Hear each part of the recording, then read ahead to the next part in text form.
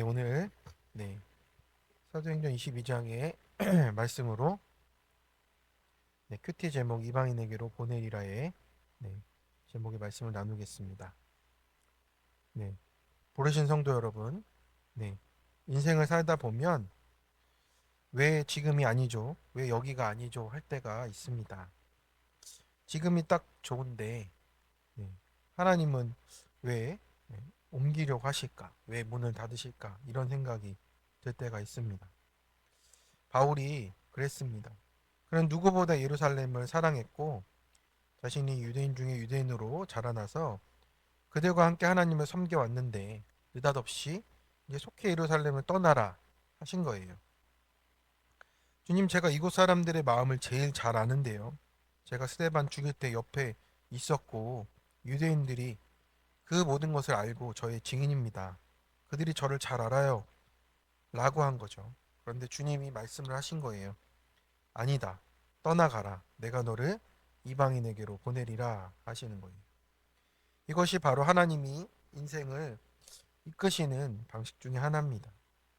우린 여기서 잘해보겠습니다 하는데 하나님은 나는 너를 보내겠다라고 하실 때가 있어요. 그분의 생각은 우리의 생각보다 언제나 높지 않습니까? 그래서 우리가 이 모습을, 이 말씀을 우리 함께 비춰보며 함께 띵크해 보려고 합니다. 첫 번째는 내 생각이 아니라 하나님의 뜻대로 가는 거예요. 바울은 예루살렘 성전에서 기도하다가 황홀한 중에 이렇게 쓰여 있습니다. 영적인 황홀경에 이렇게 들어간 것 같아요. 자기 의식을 잃고 하나님의 뜻 안으로 들어가는 상태였던 것 같습니다. 바울이 이것을 경험한 것은 다메섹 사건 이후로 이제 아라비아에서 3년을 보낸 뒤에, 아라비아 광야에서 3년을 보낸 뒤에 예루살렘을 방문했을 때 일어난 일이에요. 바울은 그 자리에서 주님의 음성을 들었습니다. 그러니까 우리가 이렇게 성령의 황홀함을 경험하는 것은요, 내 만족과 체험을 위한 것이 아니에요. 그래서 인간의 이런 황홀은 중독과 허무함으로 끝나잖아요. 그래서 우리도 좀 조심해야 될 게 요즘에는 신사도 운동 이런 것들이 좀 위험합니다. 그래서 뭐 이빨이 아말감이 금으로 바뀌었다. 이런 것들이 이제 사람들을 이제 홀리는 거예요. 근데 뭐 그런 일이 일어날 수도 있죠. 그렇지만 그것은 그냥 현상에 불과하다. 네. 그냥 복음의 일로 이어지지 않으면요. 그냥 그것은 그냥 현상으로 끝나는 허무함이 되는 겁니다. 나중엔 또 기억도 안 나요. 또 은혜도 안 되고 말씀이 없으면 그렇습니다. 성령의 황홀은 자신의 한계를 넘어 주님의 말씀을 듣고 순종하는 경험입니다. 이는 인간적인 황홀과 달리 자기 부인과 십자가의 길을 통해서 이루어지는 거예요. 속히 예루살렘에서 나가라.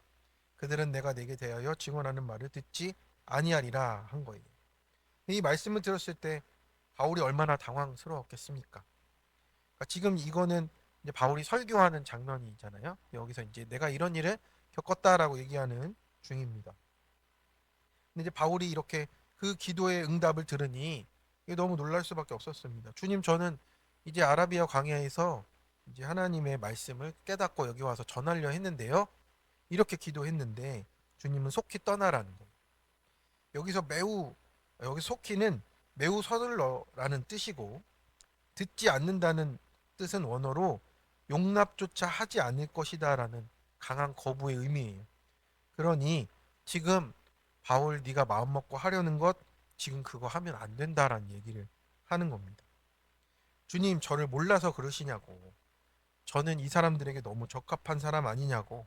이렇게 바울은 그렇게 논리로 타당하게 얘기를 했습니다. 그런데도 주님은 두 번째로 또 떠나가라라고 하시는 거예요. 여기서 이 가라라는 말은 보내심을 받아 사명을 따라 움직이라는 뜻이에요. 그냥 도망가라라는 것이 아니었고 내가 너를 보낼 거다라는 뜻이에요. 그래서 바울은 이제 자기 계획을 따라가는 게 아니고 하나님의 파송을 받아서 그 뜻대로 가게 됐다라고 말을 하는 겁니다. 성도 여러분, 바울이 예루살렘에 남아 있었다면 어떻게 됐을까 생각을 좀 해봅니다. 그러면 그냥 열심 있는 유대인으로 끝났을 겁니다.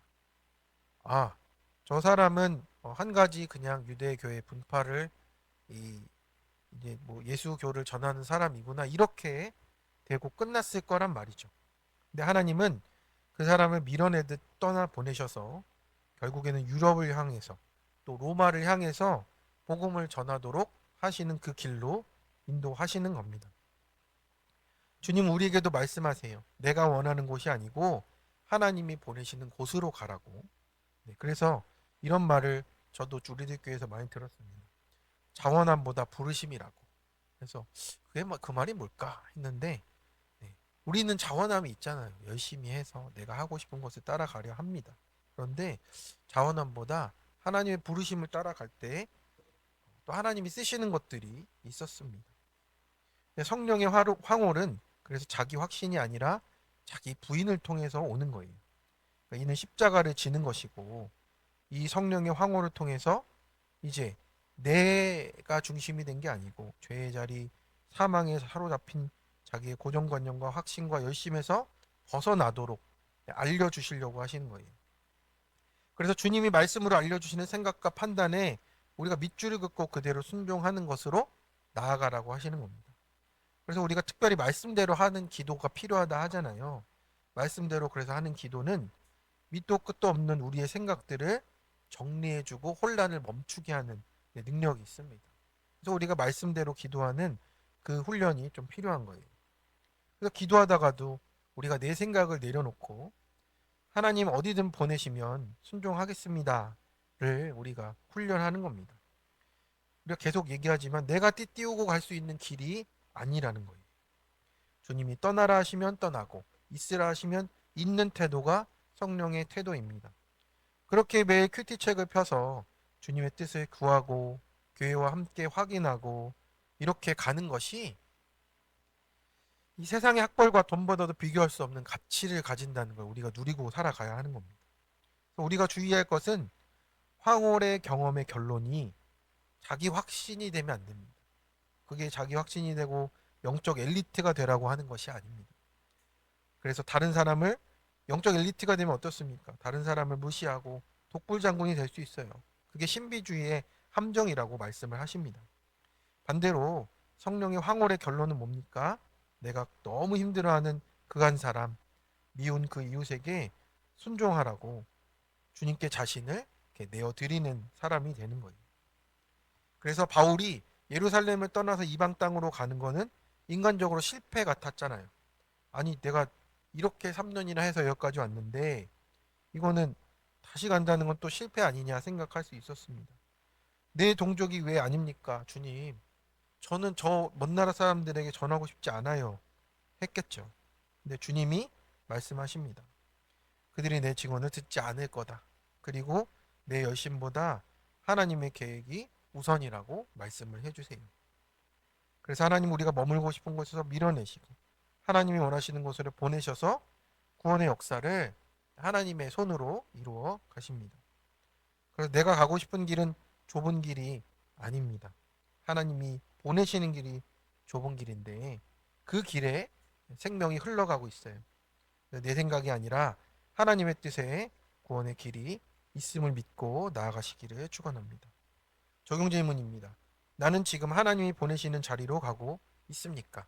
내 열심으로 머물려 합니까? 자원함보다 부르심임을 깨닫고 있습니까? 네. 떠나가라 하실 때 나는 순종할 준비가 되어 있습니까? 두 번째입니다. 내게 주신 모든 것이 복음을 위해 쓰입니다. 이제 장면이 바뀌어서요. 군중들이 바울의 말을 듣다가 이방인에게 가라 하셨다는 소리를 듣자마자 이 자는 세상에서 없애버리자 소리를 지르기 시작합니다. 네. 많은 사람들이 이렇게 외치면 너무 두려울 것 같습니다. 구원의 말씀을 들으면서도 이 골방의 감정에 자기 안에 빠져 있으니 살려낼 사람도 공격하는 것이에요. 하지만 기독교의 본질은 무엇입니까? 살려둘 자가 아닌 자를 들어 살리는 거예요. 유대인의 율법의 핵심의 정신은 무엇입니까? 이방인은 버림받은 부정한 존재이니 만나지도 말아야 되고 자신들이 거룩하기에 바울의 간증을 찌질하게 느끼는 거예요. 유대인들은 하나님이 유대인만을 사랑한다고 믿는 이런 폐쇄적인 태도로 1500년 이상 인류들을 구분해 왔잖아요. 이방인이라는 한마디를 넘어설 수가 없는 겁니다. 자신의 한계인 거예요. 결국 선민의식과 고정관념이 사람을 죽이려고 하는 그 죄된 본성과 함께 나타나는 거예요. 하지만 예수님께서는 내가 가장 없애버리고 싶어하는 존재, 사건과 상황을 통해서 예수님께서 성령의 사건으로 우리에게 다가오신다라는 겁니다. 이제 바울은 군인들에게 붙잡혀 채찍질을 당하려 하잖아요. 우리는 어떤 채찍질을 합니까? 우리도 역시 독이 섞인 말로 상대방을 채찍질하고 너 때문에 왜 그 모양이냐 이런 등의 말로 또 사람이나 또 자녀들을 통제하고 결박합니다. 문제를 해결하기 전에 항상 우리가 알고자 해야 되는데 채찍질 같이 우리가 화부터 내고 독한 눈이 나가는 것이 우리도 로마 군인과 똑같다라고 하는 겁니다. 너는 왜 그러냐 하는 것이죠. 저도 가시가 목에 걸린 아들에게 너는 왜 이것도 못 먹냐 하는 못난 문제 아빠임을 저도 고백을 합니다. 그래서 어제 이제 아들은 성모병원 가서 이렇게 그 목에다 이렇게 카메라를 넣어서 봤는데 또 보이지는 않는다고 하더라고요. 다행히 이제 내려간 것 같은 생각이 듭니다. 근데 참 저도 그걸 보면서 참 이 잘 발라주지 못한 내 모습을 탓하기보다 너 왜 이것도 못 먹냐 하는 아빠여서 제가 참 그것을 회개하고 어제 밤에 사과를 했습니다. 아들은 아직 용서를 못한다고 합니다. 오늘도 사과하도록 하겠습니다. 그때 바울이 조용히 백부장에게 물었습니다. 너희가 로마 시민 된 자를 죄도 정하지 않고 채찍질할 수 있느냐? 천부장은 깜짝 놀랍니다. 뭐라고? 로마 시민이라고? 나는 돈을 많이 주고 이 시민권 얻었는데 너는 이렇게 하는 겁니다. 바울은 담담히 대답하죠. 나는 모태 로마인이다 라고 얘기한 거예요. 이 말이 얼마나 역설적입니까? 하나님 바울을 태어나면서부터 로마 시민으로 만드신 거예요. 그가 복음을 위해 로마까지 가야 하니까. 그의 신분보다 조차도 하나님의 선교 전략이 됐고 복음의 도구가 됐고 성도 여러분 우리가 가진 조건, 학력, 환경, 국적, 심지어 상처까지도 다 하나님이 복음을 위해 예비하신 도구가 되는 겁니다. 우리가 보기엔 이게 뭐 도움이 되겠어 하지만요. 하나님은 그것으로 복음을 전하라고 하시는 거예요. 내 인생의 모든 스펙, 뭐 스펙만이겠습니까? 모든 상처와 아픔과 모든 사건들이요. 한치의 낭비도 없이 주님의 계획에 쓰이는 거예요. 내 과거의 실패도 신분도 상처도 복음의 재료로 쓰십니다. 그러니까 우리의 주님이시죠. 바울이 로마 시인권을 사용하자 그를 결박했던 사람들은 물러납니다. 천부장은 두려워 떨게 됐고요. 이게 복음의 능력입니다. 성령의 시민은 하나님 말씀에 순종하며 자신의 죄인됨을 깨닫고 회개하고 없애버리고 싶은 존재나 사건을 통해 예수님을 만나는 사람이라고 하세요. 세상은 바울을 묶으려 하지만 하나님 그 결박을 통해 또 복음을 전하게 하십니다.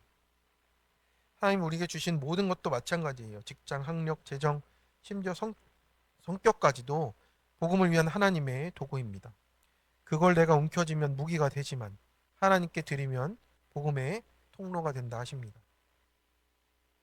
청년 큐티 간증입니다. 중학생 때는 저는 외모에 큰 관심이 없었습니다. 친구들이 하나둘 화장을 시작할 때도 저는 꾸미는 것에 흥미가 없었어요. 그러다 중학교 3학년 어느 날 저와 똑같은 안경을 쓴 친구가 다른 친구들에게 저와 닮았다는 말을 듣고 기분 나빠하며 너네라면 얘랑 닮았다 하면 좋아? 라는 말을 했습니다.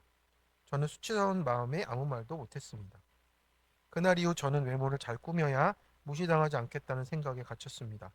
그렇게 학교에서 화장하고 다니기 시작하면서 제 삶의 기준은 점점 하나님이 아닌 친구들에게 인정받는 외모가 되었습니다.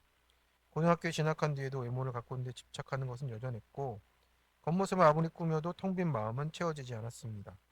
오히려 저도 제게 상처 준 친구들처럼 외모로 다른 사람을 평가하고 비교하면서 우울과 분노에 빠졌습니다. 그러던 중 하나님은 제게 교회 공동체 지체들을 보내주셨습니다.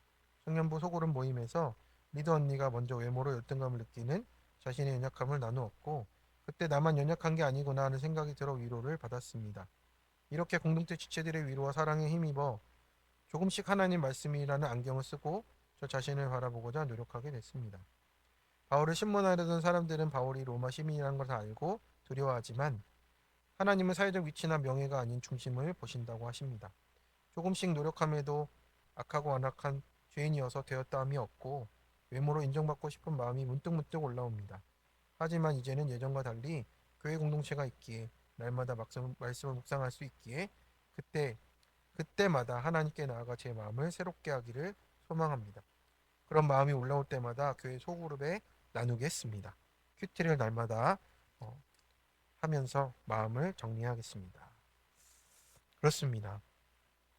우리가 우리에 있는 상처와 문제와 아픔과 사건들을 하나님 안에서 복음 안에서 바라보시기를 바랍니다. 그래서 결국 그것이 우리 안에 약재료로 쓰여지고 또 하나님이 전해지는데 쓰여진다면 그만큼의 영광이 없는 것 같습니다. 오늘 그 영광을 누리시며 사시는 우리 부르신 교회 성도님들 되시길 축원합니다. 적용 질문입니다. 내가 버리고 싶은 과거와 상처들도 복음 안에서 약재료로 바꾸시는 은혜를 누리고 있나요? 그 증언을 사람들에게 나누고 있습니까? 하나님이 내게 주신 것, 인생, 직장, 재물, 배경, 조건, 학력, 지위, 재능, 관계, 상처 등 이것을 복음을 위해 쓸 것들은 어떤 것들이 있습니까? 그것을 적절한 때에 지혜롭게 쓸 수 있도록 준비하고 있습니까? 함께 기도하겠습니다. 내 생각이 옳다 여기며 주님의 인도를 거부했던 저를 용서하여 주시옵소서. 겉으로는 주님을 위한다 하지만 속으로 여전히 내 뜻을 붙잡고 있음을 고백합니다. 오늘 바울처럼 주님이 나가라 하시면 나가고 기다리라 하시면 기다리는 믿음을 주옵소서. 주께서 보내시는 길이라면 비록 그것이 낯설고 두려운 길일지라도 그 길이 주님의 뜻이라면 담대히 순종하게 하옵소서. 내가 이해하지 못하는 상황 속에 하나님이 일하심을 믿게 하여 주시고 멈추는 자리, 나아가는 자리에도 주님의 뜻을 보게 하여 주시옵소서. 내게 주신 모든 것을 복음의 도구로 드리기를 원합니다. 나의 지식, 경험, 관계, 심지어 나의 상처까지도 복음을 전하는 통로로 쓰임받게 하여 주시고 억울한 결박의 자리에서 바울처럼 찬송하며 그 결박이 복음의 문을 여는 열쇠가 되게 도와 주시옵소서.